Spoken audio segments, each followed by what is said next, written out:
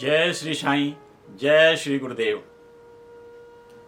आज हम लोग गुरु की आवश्यकता पर परिचर्चा करेंगे। क्या हमारे जीवन में गुरु की आवश्यकता है? यदि गुरु की आवश्यकता है तो क्यों है? जीवन में गुरु का महत्व क्या है? इस विषय पे आज परिचर्चा करेंगे। हम सभी जानते हैं कि आपके हमारे मन में प्रश्न उठता है कि गुरु है कि नहीं। यही प्रश्न जब तक आपके जीवन में रहेगा, जब तक आपके हृदय में किसी न किसी विषय पे शंका होगा, जहां यह प्रश्न होगा, हृदय में शंका होगा, उसके समाधान की आवश्यकता होगी, तो गुरु की भी आवश्यकता होगी। इसलिए जीवन में गुरु का होना अपरिहार्य है, अति आवश्यक है। बिना गुरु के जीवन सफल होना संभव नहीं है। अब गुरु की तो आवश्यकता तय है, तो गुरु कैसे होते हैं, कितने प्रकार के होते हैं? तो बहुत विभेद में न जाकर हम गुरु को साधारणतया दो श्रेणियों में रख सकते हैं। एक सांसारिक गुरु और दूसरा आध्यात्मिक गुरु। सांसारिक गुरु के श्रेणी में मां सर्वप्रथम स्थान प्राप्त करती है, यानी हमारे जीवन में हमारी मां सबसे पहली गुरु है। उसके बाद आपका परिवार, आपके पिता, आपके मित्र, आपके समाज आदि आपके गुरु बनते हैं, जिनसे आप विभिन्न प्रकार की जीवन शैली, जीवन जीने के तरीके, तमाम चीजें आप सीख पाते हैं। बड़े होने पे हमें कुछ विशेष ज्ञान की आवश्यकता होती है। कुछ इसके लिए पारंगत गुरु होते हैं, जैसे विश्वविद्यालयी शिक्षा के लिए कुछ विशेष पारंगत गुरु होते हैं, जो आपके उस विषय में पारंगत हासिल होती है और उस विषय की आपको शिक्षा दे सकने में समर्थ होते हैं। यदि हम बात आध्यात्मिक गुरु की करें, तो आध्यात्मिक गुरु की आवश्यकता इसलिए होती है ताकि आप अपने जीवन के लक्ष्य को प्राप्त कर सकें, जीवन के गंतव्य को प्राप्त कर सकें, और वह गंतव्य है परमात्मा में की प्राप्ति, ब्रह्म की प्राप्ति, सदगति की प्राप्ति। बिना गुरु के ब्रह्म की प्राप्ति संभव नहीं है, और ब्रह्म की प्राप्ति सिर्फ वही गुरु करा सकता है जो गुरु पहले से ब्रह्म को प्राप्त कर चुका है, यानी ब्रह्म ज्ञानी है। जिस गुरु को ब्रह्म ज्ञान नहीं प्राप्त होगा, जिस गुरु को ईश्वर की प्राप्ति नहीं हुई है, जिस गुरु को ब्रह्म से साक्षात्कार नहीं हुआ है, ब्रह्म दर्शन नहीं हुआ है, वो अपने शिष्यों को भला कैसे ब्रह्म दर्शन करा सकेगा? इसलिए गुरु को ब्रह्म ज्ञानी होना अति आवश्यक है। गुरु की कार्य शैली के लिए, गुरु के कार्य प्रणाली पे कबीरदास ने कहा है, गुरु कुम्हार शिष कुंभ है, गढ़ी गढ़ी काढ़े खोट, अंदर हाथ सहार दे, बाहर वाह चोट। यदि आपने कुम्हार को देखा हुआ, जब घड़ा बनाता है तो एक हाथ उसका घड़े के अंदर होता है और उसके हाथ के सहारा देते हुए वह घड़े को बाहर से पीट पीट कर उसको सुडौल बनाता है, गोलाकार बनाता है। ठीक ऐसे ही सदगुरु अपने शिष्य के अंतःस्थल को अपनी क्षमता से सहारा देते हुए, उसके समस्त दोषों को दूर करते हुए उसे अद्वितीय बना देते हैं, जिससे वह अपने आध्यात्मिक पथ पे चलते हुए अपने गंतव्य को प्राप्त कर सके। गुरु बिन ज्ञान न उपजय, गुरु बिन मिले न मोक्ष, गुरु बिन लखै न सत्य को, गुरु बिन मिटै न दोष। बिना गुरु के ज्ञान की संभावना नहीं है। बिना गुरु के ज्ञान की प्राप्ति संभव नहीं है, और ज्ञान की प्राप्ति नहीं होगी तो मोक्ष की प्राप्ति कैसे हो सकती है?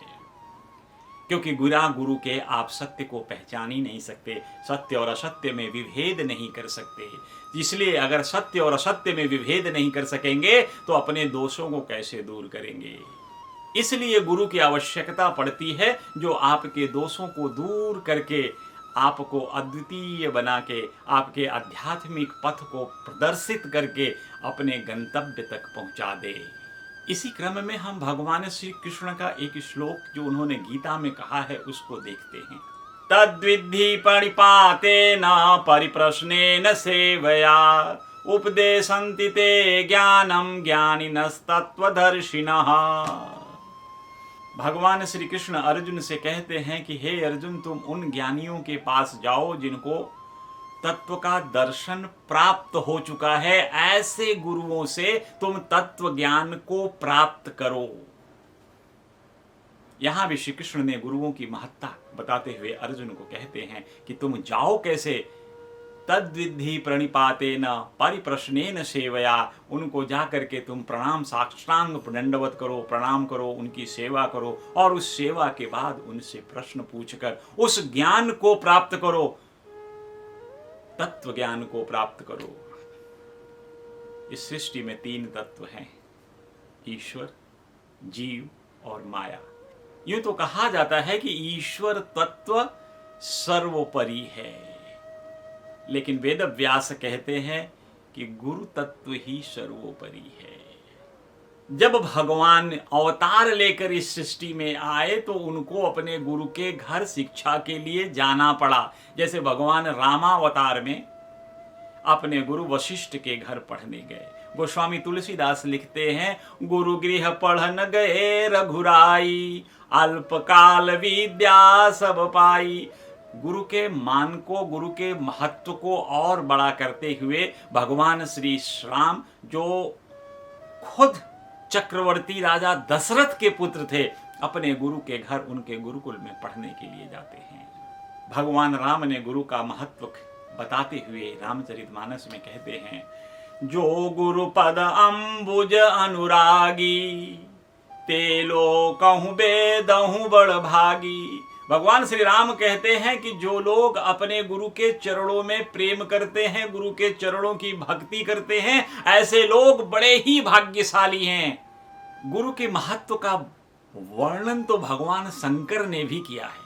रामचरितमानस में भगवान शंकर कहते हैं, जो 60 गुरु सन ईर्ष्या करई, रो रो नरक कोटि युग परई। भगवान शंकर कह रहे हैं कि जो व्यक्ति, जो मूर्ख अपने गुरु से ही ईर्ष्या करता है, ऐसे व्यक्ति करोड़ों युगों तक नरक में ही वास करते हैं। और ऐसे ही ऐसा नरक नहीं, सामान्य नरक नहीं, बड़ा ही कठिन नरक, रौ रौ नरक में वास करते हैं। अगर हम गुरु गीता की बात करें तो गुरु गीता में गुरु के बारे में क्या कहते हैं, ध्यान मूलम गुरु मूर्ति, पूजा मूलम गुरु पदम, मंत्र मूलम गुरु वाक्यम, मोक्ष मूलम गुरु कृपा।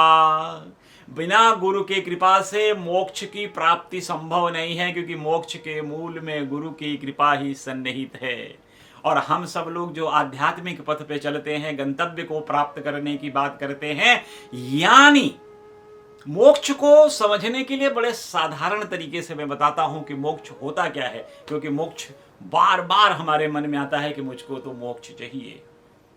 मोक्ष क्या है? बेसिकली इसको इस तरह से समझें कि जैसे सारी नदियों का जल समुद्र में जाकर एकाकार हो जाता है, वो समुद्र का ही रूप धारण कर लेता है।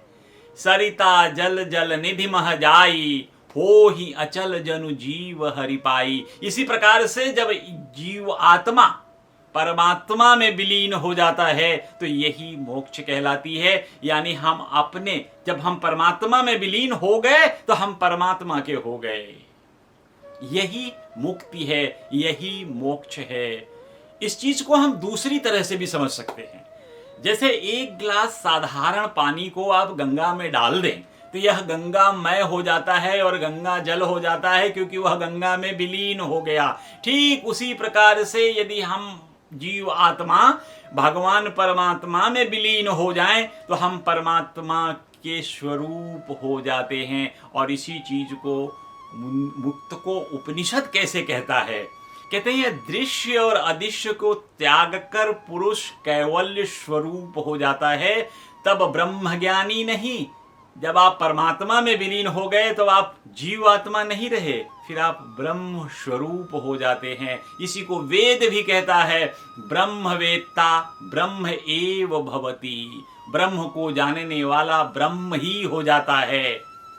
गुरु की आवश्यकता पर श्री साईनाथ महाराज ने भी प्रकाश डाला है। श्री साई सचरित्र के अध्याय 2 में इस पे परिचर्चा हुई है।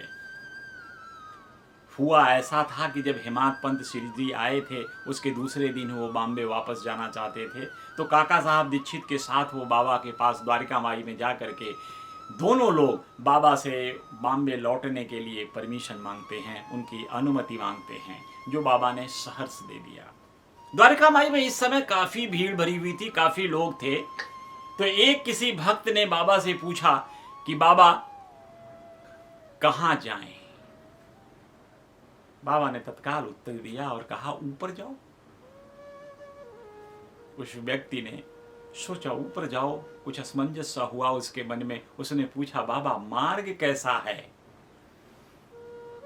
बाबा ने कहा वहां तो जाने के अनेक मार्ग हैं, अनेक पंथ हैं, लेकिन एक मार्ग यहां से भी होकर जाता है। लेकिन ध्यान रहे यह मार्ग अति दुर्गम कठिन है, क्योंकि इस रास्ते में भेड़िए और तमाम तरह के जंगली जानवरों से तुम्हारा मुकाबला होगा। ऐसा सुनने के बाद काका साहब दीक्षित के मन में एक कुतूहल जगा। उन्होंने तुरंत बाबा से प्रश्न किया, बाबा अगर हम ऐसे मार्ग पे चलें जो मार्ग कठिन है, दुर्गम है, पर यदि पथ प्रदर्शक हमारे साथ हो तब?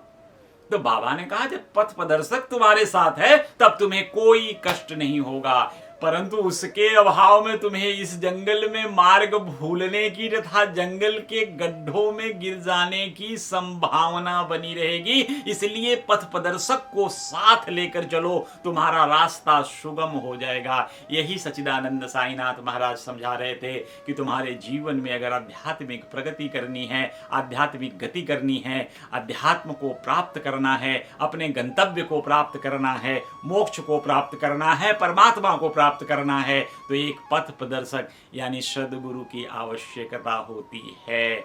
और सदगुरु होगा तो तुम्हारा मार्ग प्रदर्शित करते हुए तुम्हें बिना कष्ट के, बिना किसी परेशानी से तुम्हें उस रास्ते पर लेते हुए तुम्हें तुम्हारी अंतिम गति को पहुंचा देगा।